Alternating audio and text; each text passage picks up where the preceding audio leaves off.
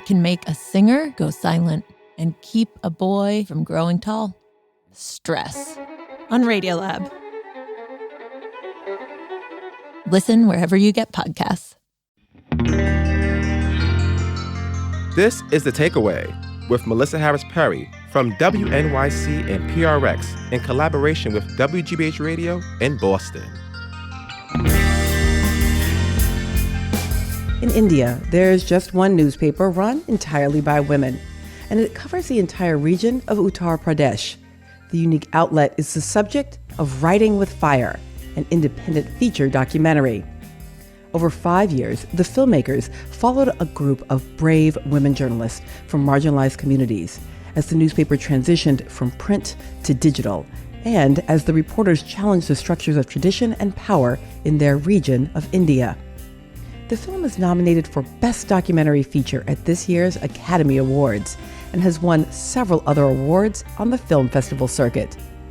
I spoke with Rintu Thomas, the co-director of Writing with Fire, and I started out by asking how she discovered the story and decided to make the documentary. My co-director Sushmit and I, we saw a photo story online about the work of Khabar Lahirya, India's only newspaper that's run entirely by women and women from marginalized communities. And the image in the photo story was very striking. It had a woman in a sari walking across the very, very arid landscape of central rural India. And she had a newspaper in her hand. And she herself had reported, produced, and was now marketing the newspaper. And that was unique because in this region, being a journalist was assumed to be the forte of dominant caste men. And the fact that Dalit women were running their own newspaper was just jumped out to us. And when we met them, we realized that they were making a leap of faith by switching from 14 years of print to digital, and which was really interesting because most women in the group had never even touched a smartphone. So to have this kind of vision and gumption to see this through felt really interesting for us, and also felt like the right moment for a film team to enter the story. This is way back in 2016. We made the film. It took us 5 years. And here we are. It's called Writing with Fire. You use the language of marginalized, women from marginalized communities, but it does feel perhaps even more intense than that. Can you talk a bit about where these women journalists fall within the caste system? India's caste system divides human beings into a pyramid structure where it's an ascending order of privilege and social acceptability. And the Dalit community is so unwelcome that they're not even a part of this pyramid structure. Their presence is outside of it. Constitutionally, it is banned to practice casteism. But as you can imagine, we've had this being practiced in subtle and severe ways across the country. And Dalit women have borne the highest brunt of this social oppression and cruelty.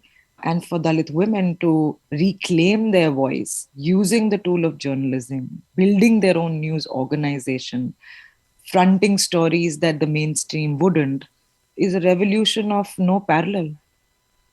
I was struck also by the kind of low-tech aspect of this. I mean, on the one hand, you point out that many of these women had not necessarily even interacted with a smartphone before, but they're doing fairly extraordinary levels of journalism with very, I think, what many of us would think of as rudimentary tools here.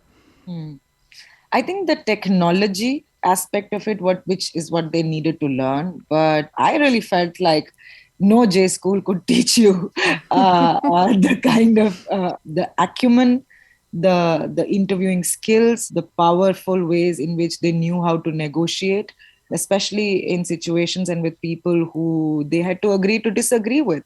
And that was a masterclass to watch.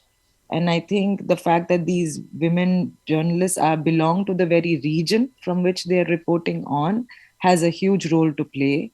And because they're not coming as external journalists reporting on a story and leaving, what affects a villager in a small part of their community affects them as well.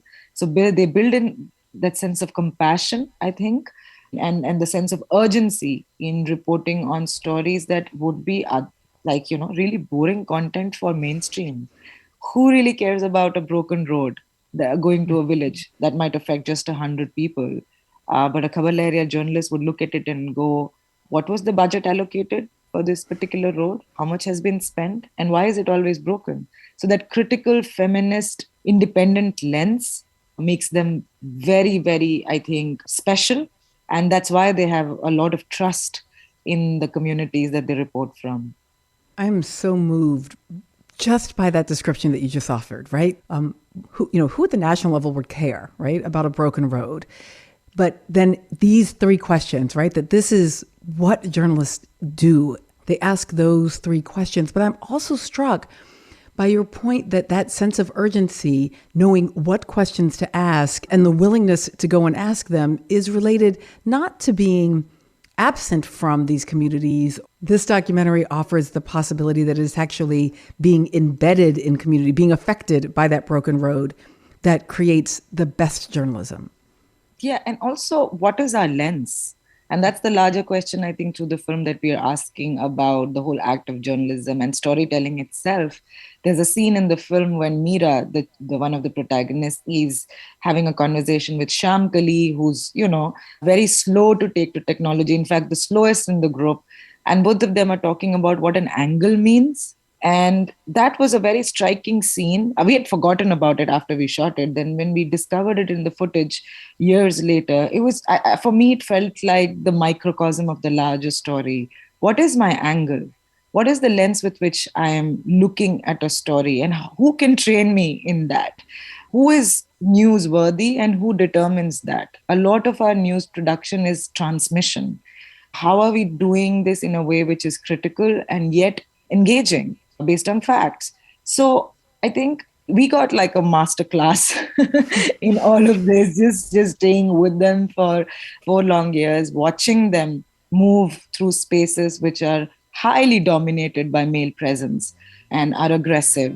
But to maintain your calm, poise, and dignity and just showing up or landing up to do your job is what we wanted to imbue the film with. Let's take a quick break. We'll be back with more on the documentary, Writing with Fire, in just a moment.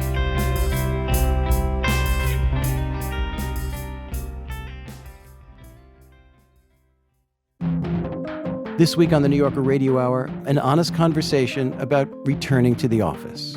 Forced communal lunches or the strongly suggested communal lunch. Open floor plan. Coming back to work is partially about surveillance and micromanagement, and people of color feel that in a different way. Everybody feels it, but people of color feel it in a different way. That's the New Yorker Radio Hour from WNYC Studios. Listen wherever you get your podcasts. Here's another podcast you may enjoy: This Day in Esoteric Political History, part of the Radiotopia Network from PRX. Look, we are living in what can feel like unprecedented times, which is why a lot of us are turning to history for clues or just a good story. 3 times a week, the This Day crew, that's me, Jody Avirgan, and historians Kelly Jackson and Nicole Hemmer, pick a moment, famous, forgotten, epic, and weird, and talk about what it all means. It's also short, and it's also fun. Listen to This Day in Esoteric Political History wherever you get your podcasts. We're back with Rintu Thomas, co-director of Writing with Fire. It's a feature documentary about an all-women-run newspaper in India. And before the break, we spoke about how these women are so-called untouchables in India's caste system. Let's take a listen to a scene from the film. And just noting here, it is in Hindi.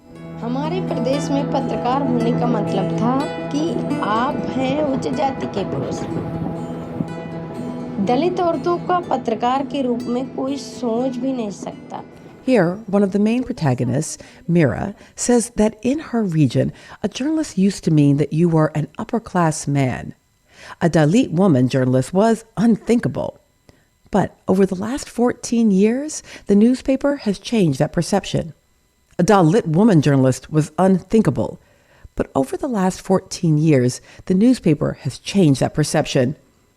There are also several scenes in the film where these women journalists are speaking with victims who are being threatened themselves. And I asked Rintu if she thought that these women were ever afraid while doing their reporting.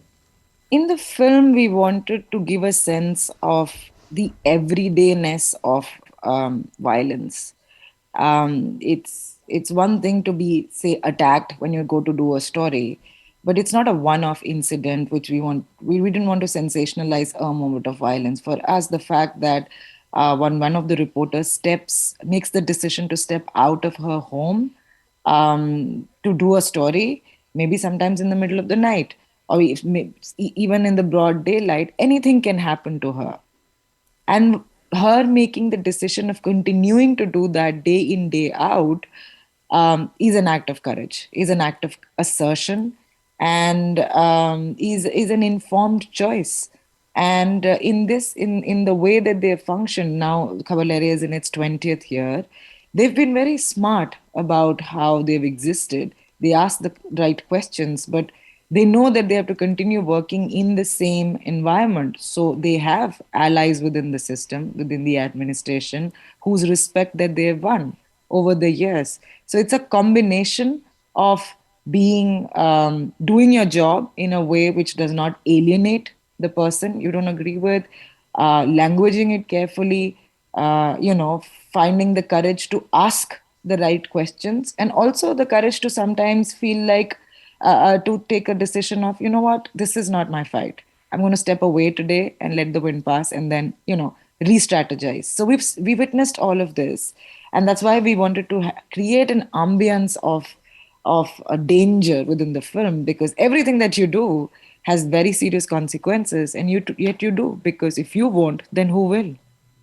I feel like in so many ways you've already answered this, but I do want to ask it directly. What can we learn from these journalists? To believe.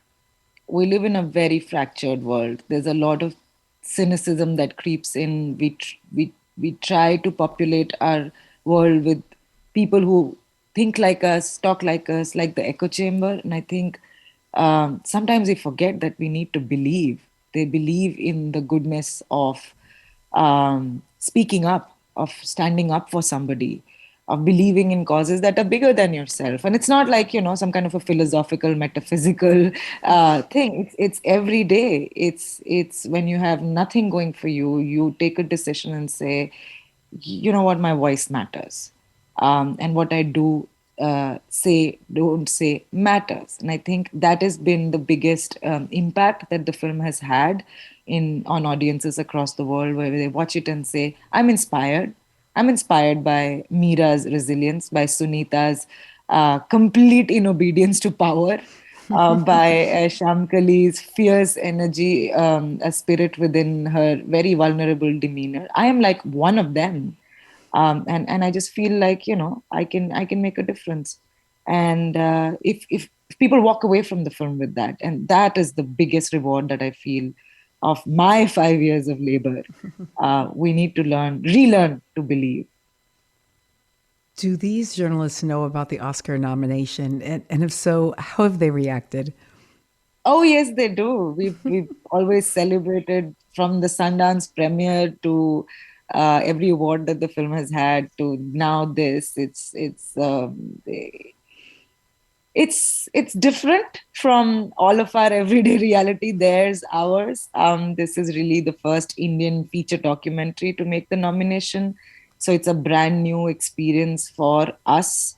For the women, they are very excited. There's been a huge global spotlight on their work. Most of the biggest dot sheets in the world have written about their work, and in that way amplified their work. So they're very excited. And it's very interesting. The day the nomination was announced, I called Meera excitedly, and I said, you know what, Meera, we've been nominated. And we exchanged a moment of joy. And then she was like, oh, you know what, I'm reporting. I'm on my election reporting duty, so I'm going to go back to it.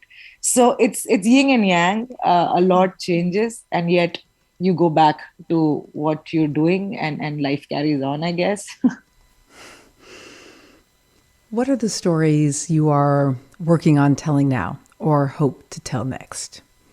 We are working on two separate, very different projects, and both of these stories are in the sync. They're in sync with the larger themes that we're interested in, but very, very different from Writing with Fire.